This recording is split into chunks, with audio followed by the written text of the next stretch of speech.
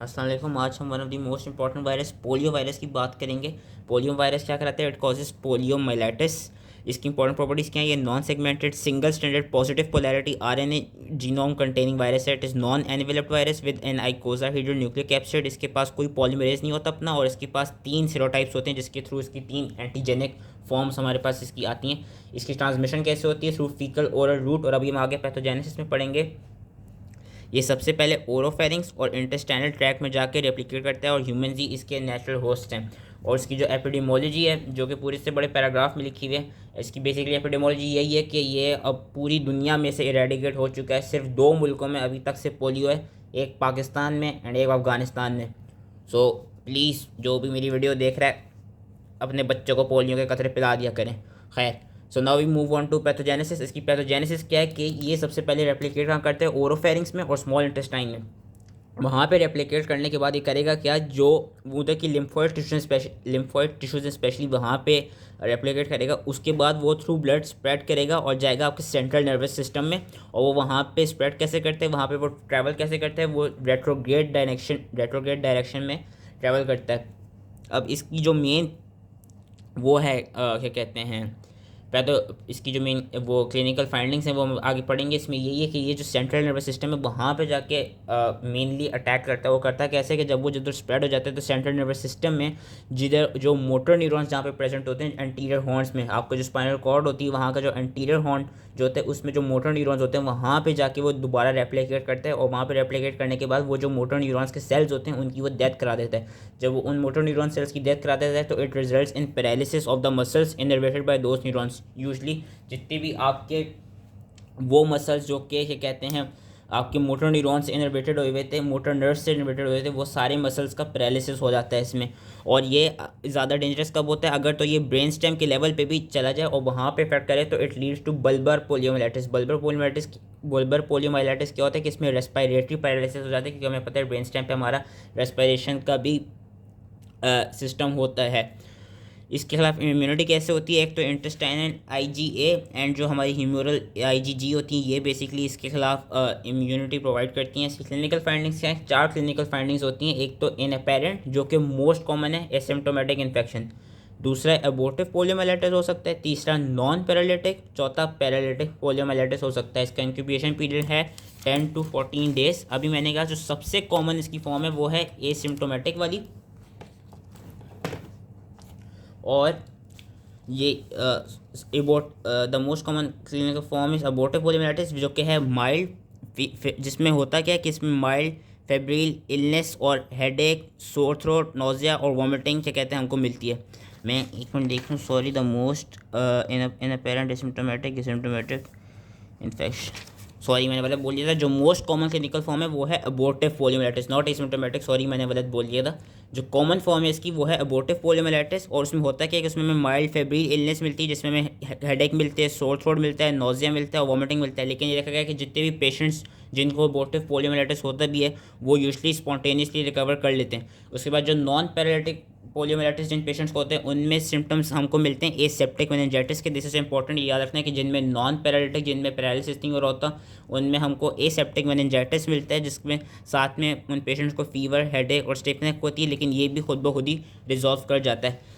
जो paralytic poliomyelitis होता है उसमें हमको क्या फाइंडिंग्स मिलती है? उसमें हमें फ्लैसिड पैरालिसिस मिलता है, जो कि मोस्ट प्रीडोमिनेंट फाइंडिंग होती है। और अगर तो वो ब्रेन स्टेम की भी इन्वॉल्वमेंट हो जाए तो it will lead to life threatening respiratory paralysis. Painful muscle spasm सारे होते हैं। और जो मोटर नर्व डैमेज होते हैं वो परमानेंट होता है, लेकिन क्या कहते हैं कुछ उन जो मोटर फंक्शन हैं उसकी कुछ रिकवरी हो सकती है। अगर तो ये जो पैरालिटिक पोलियो है, अगर तो ये सिर्फ मेनिंजीस और ब्रेन के पैरेनकाइमा को अफेक्ट करेगा तो हम इसको कहेंगे मेनिंजियो एनसेफेलाइटिस। अगर तो ये स्पाइनल कॉर्ड को भी क्या कहते हैं अफेक्ट कर दे तो हम कंडीशन को कहेंगे मेनिंजियो माइलो एनसेफेलाइटिस। बाकी एक पोस्ट पोलियो सिंड्रोम होता है। पोस्ट पोलियो सिंड्रोम क्या होता है कि बेसिकली पोलियो होने के बाद, पोलियो ने जिन मसल्स को अफेक्ट किया था उसके कुछ टाइम बाद ऐसा हो सकता है कि वो जो अफेक्टेड मसल्स हैं उनकी फंक्शन की थोड़ी सी डिटेरिएशन होने लग जाए, तो उसको हम पोस्ट पोलियो सिंड्रोम कहते हैं। इसमें कोई परमानेंट कैरियर स्टेट नहीं होती, लेकिन देयर इज़ अ चांस के after getting infected by polio after some months के कहते हैं, इवन दो आप पोलियो से वो भी हो चुके हों, पोलियो आपका ट्रीट हो भी चुका, लेकिन फिर भी कुछ मंथ्स तक आपकी फीसेस में वायरसेस की एक्सक्रीशन हो रही होगी सेवरल मंथ्स तक। लैब डायग्नोसिस की क्या है कि जो हम थ्रोट टेस्ट, टूल है और स्पाइनल फ्लूइड है उसमें से हम इसको रिकवर करेंगे और हम इसके खिलाफ जो भी क्योंकि साइडोपैथिक इफेक्ट कॉज करते हैं तो इसके खिलाफ हम इसका कोई भी इसका न्यूट्रलाइजेशन इसका कोई न्यूट्रलाइजेशन एंटीसेरा जो भी कोई स्पेसिफिक इसकी एंटीजन के खिलाफ कोई स्पेसिफिक एंटीसेरा हम प्रोड्यूस करेंगे जिसके थ्रू हम इसको डिटेक्ट करेंगे। और दूसरा हम इसका जो आरएनए है उसको अगेन पीसीआर के थ्रू डिटेक्ट कर सकते हैं। ट्रीटमेंट इसकी यूजली सिम्टोमेटिक होती है और रेस्पिरेटरी, अगर मसल्स को अफेक्ट करे तो रेस्पिरेटरी सपोर्ट होता है। दूसरा क्योंकि ये जो मोटर न्यूरॉन्स है उनको डैमेज करा रहा है और मसल्स का पैरालिसिस करा रहा है तो इसके लिए फिजियोथेरेपी ट्रीटमेंट होती है। Prevention is the most important thing जो कि हमें इस पूरी चीज़ में याद रखनी है, क्योंकि प्रिवेंशन इसकी क्या है, प्रिवेंशन के लिए इसकी 2 वैक्सीन्स होती हैं, एक होती है किल्ड फॉर्म और एक होती है लाइव एटेन्यूएटेड फॉर्म। जो किल्ड फॉर्म है उसका नाम याद रखते हैं, उसका नाम है सॉक वैक्सीन, उसको हम इनएक्टिवेटेड भी कहते हैं। और जो लाइव है वो है सबीन वैक्सीन, उसको हम ओरल भी कहते हैं। Killed is Salk, live is Sabin, killed is inactivated, live attenuated is oral vaccine. दोनों वैक्सीन क्या कराती हैं, जो ह्यूमरल एंटीबॉडीज़ होती हैं उनकी इंडक्शन कराती हैं ताकि वो जो भी वायरस प्रेजेंट हमारी ब्लड सेल्स में उनको जाकर न्यूट्रलाइज कर सके और उसको प्रिवेंट कर सके कि वो सीएनएस के अंदर ना जाए। और दूसरा दोनों वैक्सीन के पास तीनों सीरोटाइप्स होंगी हमारे, लेकिन अब आजकल हम इनएक्टिवेटेड वैक्सीन जो कि किल्ड वैक्सीन है उसको ज़्यादा प्रेफर करने लगे।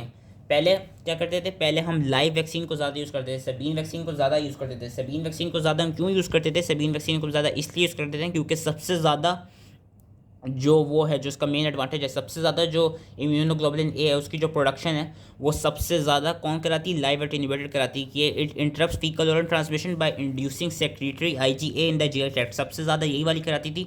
और दूसरा इसका एडवांटेज क्या था कि ये ओरली आराम से दी जा सकती है, तो इसलिए लाइव एटेन्यूएटेड वायरस सबसे ज़्यादा लाइव एटेन्यूएटेड वैक्सीन सबसे ज़्यादा यूज़ होती थी जो कि सबीन होती थी। लेकिन अब हम सबीन को इतना नहीं यूज़ करते, हम ज़्यादातर उसको किल्ड वैक्सीन को ज़्यादा प्रेफर करते हैं। और सबीन वैक्सीन जो थी, लाइव एटेन्यूएटेड वैक्सीन जो थी, इसका एक और एडवांटेज ये देखा गया था कि जो इसकी ड्यूरेशन ऑफ इम्यूनिटी थी वो काफ़ी लॉन्गर थी as compared to the killed virus. लेकिन अब हम इसको क्यों नहीं यूज़ करते, वो हम इसलिए नहीं यूज़ करते क्योंकि जो इसके खिलाफ एक तरफ से कह लें जो साइड इफेक्ट हमें मिला था, हमको एक वैक्सीन डिराइव्ड पोलियो वायरस मिला था। वैक्सीन डिराइव्ड पोलियो वायरस क्या था कि ये देखा गया था कि जब लाइव वैक्सीन दी गई तो बहुत रेयर था, लेकिन हमने क्या कहा कि हमने एटेन्यूएटेड दी थी। अब एटेन्यूएटेड का क्या मतलब होता है कि जो वो वैक्सीन है उसमें एंटीजेनिसिटी प्रेजेंट है लेकिन पैथोजेनिसिटी ख़त्म हो गई है। इसके साथ हुआ क्या था, जो वैक्सीन डिराइव्ड पोलियो वायरस निकला था इसके अलावा बेसिकली ये हो गया था कि वो जो स्ट्रेन्स थे they lost their attenuation by acquiring genes from wild type enteroviruses by recombination and by back mutation। कि जो भी डिफरेंट तरह के एंटेरोवायरसेस थे, क्योंकि ये भी एक एंटेरोवायरस है, उनके थ्रू रिकम्बिनेशन के थ्रू या बैक म्यूटेशन के थ्रू हुआ क्या कि जो लाइव वैक्सीन थी, लाइव वैक्सीन के अंदर बेसिकली विरुलेंस वापस आ गई। और जब वो विरुलेंस वापस आ गई तो उसकी वजह से हमें वैक्सीन डिराइव्ड पोलियो वायरस मिला कि जिनको वैक्सीन दी गई थी उनको वैक्सीन देने की वजह से पोलियो हो गया था। ये एक इसका सबसे बड़ा डिसएडवांटेज था। दूसरा इसका डिसएडवांटेज क्या है कि जो इम्यूनो डेफिशिएंट पर्सन होते हैं उनमें ये डिजीज़ करा सकती है तो उनको नहीं दी जा सकती। तीसरा इसका डिसएडवांटेज क्या था कि ये जीआई ट्रैक्ट में अगर तो ये किसी और एंटेरोवायरस का इन्फेक्शन हो गया हो तो वो क्या कराते थे, वो जो दूसरे एंटेरोवायरसेस होते थे वो वैक्सीन के वायरस की रेप्लिकेशन को रोक दिया करते थे, उसको लिमिट करा दिया करते थे, जिसकी वजह से प्रोटेक्शन जो वो रिड्यूस हो जाती थी। और इसका चौथा डिसएडवांटेज ये था कि इसको हमेशा रेफ्रिजरेटेड रखना होता था, ये हीट की वजह से इनएक्टिवेट हो सकती थी, ये लाइव वायरस थी। तो इसलिए अब इस लाइव वायरस को नहीं देते। इसमें बेसिकली जो ये पूरा बड़ा सा पैराग्राफ है वो तो नहीं पढ़ना, जो ये वाले लेकिन पैराग्राफ है ना, दैट इज़ इम्पॉर्टेंट कि why the live vaccine use to be कि by the basically live vaccine हम क्यों देते थे लेकिन अब हमने देना ख़त्म कर दिए। तो एडवांटेजेस के ये थे कि एक तो सबसे ज़्यादा इम्यूनोग्लोबुलिन ए की प्रोडक्शन यही कराती थी, ओरली दी जा सकती थी, one of the most important advantages, और ये इसकी ड्यूरेशन ऑफ इम्यूनिटी सबसे ज़्यादा होती थी। लेकिन क्योंकि इसके खिलाफ इसके against vaccine derive polio virus के आउटब्रेक्स निकले, तो इसलिए इसको अब क्या कहते हैं हमने देना ख़त्म कर दिया। और अब जो करंट वर्जन है वो है हमारे पास किल्ड वाला, जिसको हम इन्हेंस्ड पोलियो वायरस यूज़ कर सकते हैं। इसमें भी तीनों सीरोटाइप्स प्रेजेंट है और इसका भी सीरो कन्वर्जन रेट जो है वो काफ़ी हाई है। It also induces high titer of antibody, लेकिन वो जो टाइटर है कंपेयर टू ओरल वाली वो अभी भी कम है। पर अगेन इसका कोई ऐसा साइड इफ़ेक्ट नहीं है जिस तरह उसका था, ओरल वाली का था। इसलिए अब ज़्यादातर सॉक वैक्सीन को यूज़ किया जाता है। तो जो उसकी वैक्सीन थी दीज आर इंपॉर्टेंट, ये याद रखनी है। Killed one is Salk and live one is Sabin. I hope ये टॉपिक ईजिली समझ में आ गया हो, क्योंकि दिस इज़ इम्पॉर्टेंट वायरस। तो थैंक यू।